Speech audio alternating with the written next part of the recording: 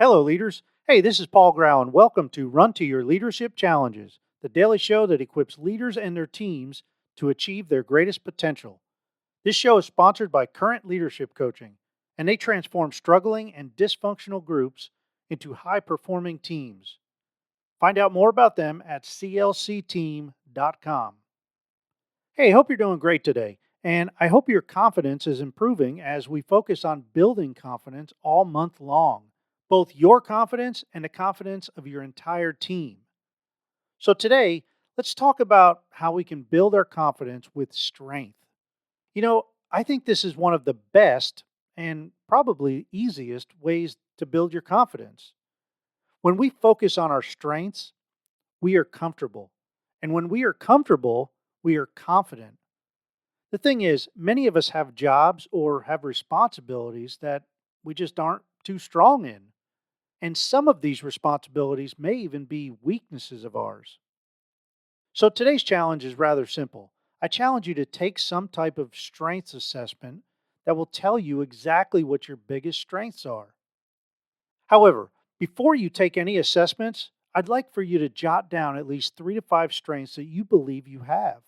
And I'm talking about your greatest strengths. What are the greatest strengths that you feel that you possess? Then, I want you to ask at least 3 coworkers and or family members, or better yet, a combination of both, and ask them what they would consider to be your greatest strengths. Now, after that, you're ready to take the assessment. And I can recommend several assessments to take, but I want you to search online for assessments. And there are both assessments that you can buy, and there's a lot of free ones available too online. So maybe even take a few if you want.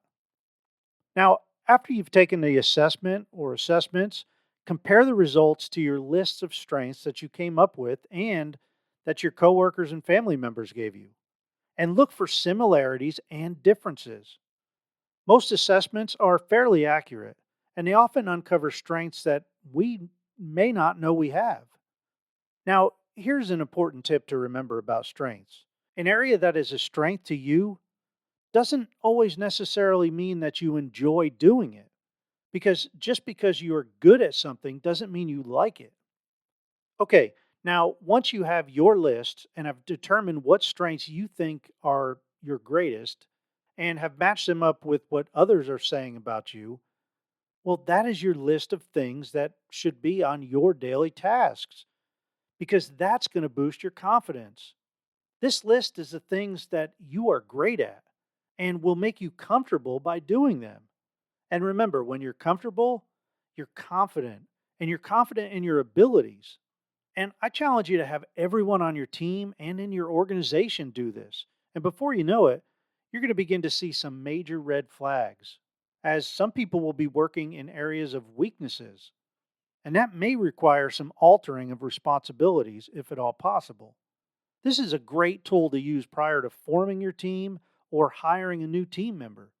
Now, I work extensively with the DISC assessment that has a section on strengths, and I highly recommend it if you haven't taken it because it can be life transforming. Hey, that's it for today. And if you want more info on the DISC assessment, please feel free to check it out at clcteam.com. As always, thank you for listening, and I hope you have a great rest of the day. We'll see you tomorrow. Until then, run to your challenges.